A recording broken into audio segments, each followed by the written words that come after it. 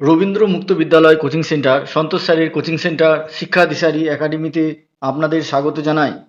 রবীন্দ্র মুক্ত বিদ্যালয় উচ্চ মাধ্যমিক রাষ্ট্রবিজ্ঞান সাজেশন 2025 দীর্ঘ 15 বছরের অভিজ্ঞতা সম্পন্ন সন্তোষ স্যারের সাজেশন রাষ্ট্রবিজ্ঞান গ এবং ঘ বিভাগে গুরুত্বপূর্ণ প্রশ্ন নিয়ে আজকের এই ভিডিওটি আলোচনা করছি, যেখান থেকে আপনারা পাস করার মতো নাম্বার অবশ্যই কমন পাবেন।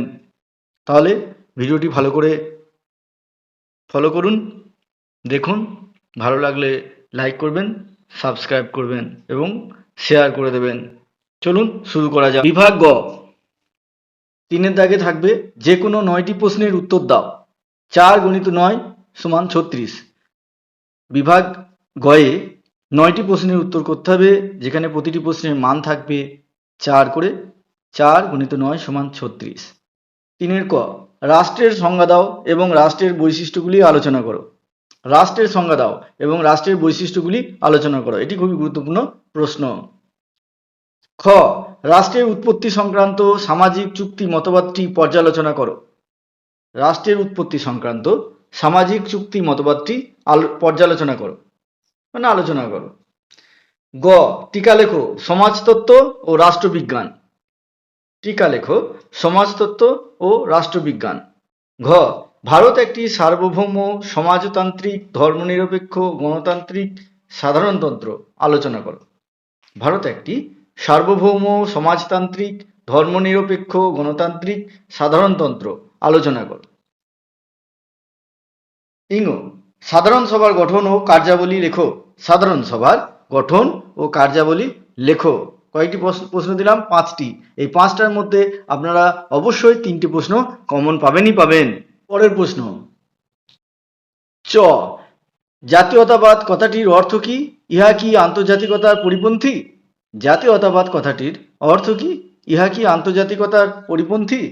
ছ, বায়ু দূষণ, জল দূষণ ও মৃত্তিকা দূষণ রোধ কিভাবে করা যায়? 3 ছ, বায়ু দূষণ, জল দূষণ ও মৃত্তিকা দূষণ রোধ কিভাবে করা যায়? 3 বর্গীর জ, নাগরিক ও বিদেশির মধ্যে পার্থক্য করো।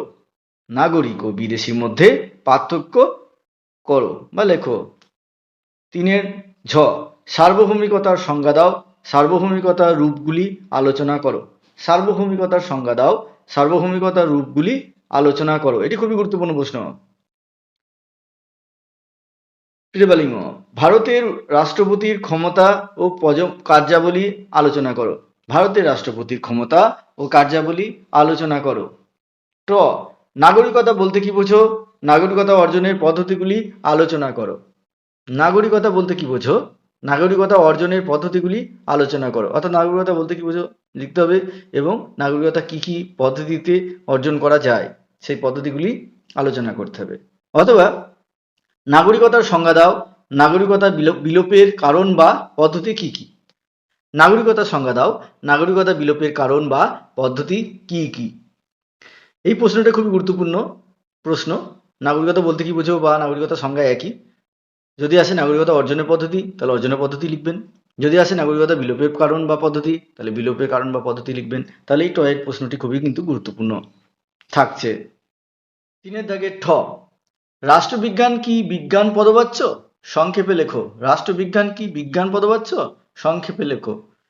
3 ড, ভারতের সুপ্রিম কোর্টের গঠন ও কার্যাবলী আলোচনা করো। ভারতের সুপ্রিম কোর্টের গঠন ও কার্যাবলী আলোচনা করো। অথবা ভারতের প্রধান ধর্মাধিকরণের গঠন ও কার্যাবলী আলোচনা করো। ভারতের প্রধান ধর্মাধিকরণের গঠন ও কার্যাবলী আলোচনা করো। সুপ্রিম কোর্ট এবং প্রধান ধর্মাধিকরণ একই। 3 ঢ, রাষ্ট্র ও সরকারের মধ্যে পার্থক্য করো। রাষ্ট্র ও সরকারের মধ্যে পার্থক্য করো। 3 মূর্ধন্য, লিখিত ও অলিখিত সংবিধানের পার্থক্য লেখো। লিখিত ও অলিখিত সংবিধানের পার্থক্য লেখো। ত, এখানে একটু ভুল হয়ে গেছে, এটা ভারীও হয়ে গেছে। এটা হবে ভারতীয় সংসদের কার্যাবলী আলোচনা করো। ভারতীয় সংসদের কার্যাবলী আলোচনা করো। খ, আন্তর্জাতিক সম্পর্কের সংজ্ঞা দাও। আন্তর্জাতিক সম্পর্কের সংজ্ঞা দাও। আন্তর্জাতিক সম্পর্ক এবং আন্তর্জাতিক রাজনীতির মধ্যে কি কি পার্থক্য আছে? আন্তর্জাতিক সম্পর্কের সংজ্ঞা দাও। আন্তর্জাতিক সম্পর্ক এবং আন্তর্জাতিক রাজনীতির মধ্যে কি কি পার্থক্য আছে? 3 দ, আধুনিক রাষ্ট্রে বিচার বিভাগের কার্যাবলী সংক্ষেপে আলোচনা করো। আধুনিক রাষ্ট্রে বিচার বিভাগের কার্যাবলী সংক্ষেপে আলোচনা করো। আধুনিক রাষ্ট্রে বিচার বিভাগের কার্যাবলী সংক্ষেপে আলোচনা করো। গণতন্ত্রে দল ব্যবস্থা কি অপরিহার্য? তোমার উত্তরের সপক্ষে যুক্তি দাও। ধ, গণতন্ত্রে দল ব্যবস্থা কি অপরিহার্য? তোমার উত্তরের সপক্ষে যুক্তি দাও। এরপরের প্রশ্ন, রাষ্ট্র সম্পর্কে মার্ক্সীয় মতবাদটি ব্যাখ্যা করো। রাষ্ট্র সম্পর্কে মার্ক্সীয় মতবাদটি ব্যাখ্যা করো। তাহলে 20টি প্রশ্ন দিলাম, এখান থেকে আশা করি আপনারা 6-7টি কমন পাবেন। এবারে আসি বিভাগ ঘ, 4 দাগে যে কোনো 4টি প্রশ্নের উত্তর দাও। 5 × 4 = 20। 4টি প্রশ্নের উত্তর করতে হবে এবং প্রত্যেকটার মান থাকবে 5 করে। তাহলে 5 × 4 = 20। 4 ক, ভারতের সংবিধানের বৈশিষ্ট্যগুলি আলোচনা করো। ভারতের সংবিধানের বৈশিষ্ট্যগুলি আলোচনা করো। এটি খুবই গুরুত্বপূর্ণ প্রশ্ন, ধরে নিন পরীক্ষায় এটাই চলে এসেছে 100%। 4 খ, নারী নির্যাতনের অর্থ কি? ভারতে নারী নির্যাতনের প্রকৃতি ও প্রকার আলোচনা করো। নারী নির্যাতনের অর্থ কি? ভারতে নারী নির্যাতনের প্রকৃতি ও প্রকার আলোচনা করো। এটিও খুবই গুরুত্বপূর্ণ প্রশ্ন। অথবা ভারতে নারী মর্যাদা উন্নয়নে আইনের ভূমিকা উল্লেখ করো। অথবা ভারতের নারী মর্যাদা উন্নয়নে আইনের ভূমিকা উল্লেখ করো। গ, ভারতের প্রধানমন্ত্রীর ক্ষমতা ও পদমর্যাদা ব্যাখ্যা করো। খুবই গুরুত্বপূর্ণ প্রশ্ন, ভারতের প্রধানমন্ত্রীর ক্ষমতা ও পদমর্যাদা ব্যাখ্যা করো। 4 ঘ, পররাষ্ট্রনীতির সংজ্ঞা দাও। পররাষ্ট্রনীতির সংজ্ঞা দাও। ভারতের পররাষ্ট্রনীতির মূল বৈশিষ্ট্যগুলি ব্যাখ্যা করো। পররাষ্ট্রনীতির সংজ্ঞা দাও। ভারতের পররাষ্ট্রনীতির মূল বৈশিষ্ট্যগুলি ব্যাখ্যা করো। ইং, সমাজতত্ত্বের সংজ্ঞা দাও। সমাজতত্ত্বের সঙ্গে ইতিহাসের সম্পর্ক ব্যাখ্যা করো। 4 ইং, সমাজতত্ত্বের সংজ্ঞা দাও। সমাজতত্ত্বের সঙ্গে ইতিহাসের সম্পর্ক ব্যাখ্যা করো। সমাজতত্ত্বের সংজ্ঞা দাও। সমাজতত্ত্বের সঙ্গে ইতিহাসের সম্পর্ক ব্যাখ্যা করো। পরের প্রশ্ন, 4 চ, কিশোর অপরাধের সংজ্ঞা দাও। কিশোর অপরাধের কারণগুলি বিশ্লেষণ করো। কিশোর অপরাধের সংজ্ঞা দাও। কিশোর অপরাধের কারণগুলি বিশ্লেষণ করো। অথবা কিশোর অপরাধ কাকে বলে? ভারতে কিশোর অপরাধ দমন করার জন্য কি কি ব্যবস্থা গ্রহণ করা হয়েছে? কিশোর অপরাধ কাকে বলে? ভারতে কিশোর অপরাধ দমন করার জন্য কি কি ব্যবস্থা গ্রহণ করা হয়েছে? 6, ভারতে কিশোর অপরাধের প্রকৃতি কেমন? ভারতে কিশোর অপরাধের প্রকৃতি কেমন? অথবা ভারতবর্ষের প্রেক্ষাপটে কিশোর অপরাধের প্রকৃতি ছবিটি কেমন? ভারতবর্ষের প্রেক্ষাপটে কিশোর অপরাধের প্রকৃত ছবিটি কেমন? এটা প্রকৃতি হবে না, প্রকৃত হবে, মানে রিয়েল। প্রকৃত ছবিটি কেমন? বর্গীজ, সন্ত্রাসবাদের সংজ্ঞা দাও। ভারতের সন্ত্রাসবাদের রূপ আলোচনা করো। সন্ত্রাসবাদের সংজ্ঞা দাও। ভারতের সন্ত্রাসবাদের রূপ আলোচনা করো। অথবা আন্তর্জাতিক সন্ত্রাসবাদ দমন করা যায় কি?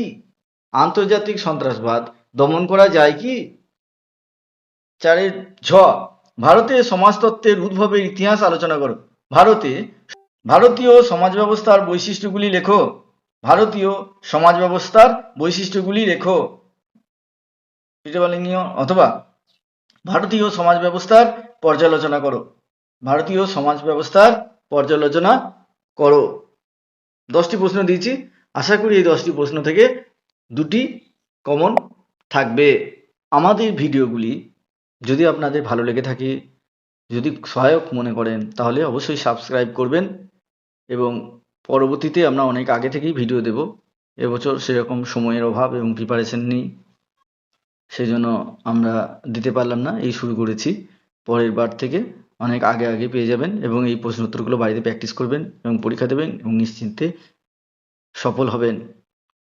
তাই আপনাদের পরিচিত আর যারা রবীন্দ্র মুক্ত বিদ্যালয় থেকে ওপেনে মাধ্যমিক বা উচ্চ মাধ্যমিক দিচ্ছে, তাদের সঙ্গেও আমার এই ভিডিওটি শেয়ার করবেন, এই লিঙ্কটি শেয়ার করবেন এবং তাদেরকে বলবেন সাবস্ক্রাইব করে নিতে। তাহলে আমরা স্টেপ বাই স্টেপ সব কিছুই এখানে আলোচনা করব।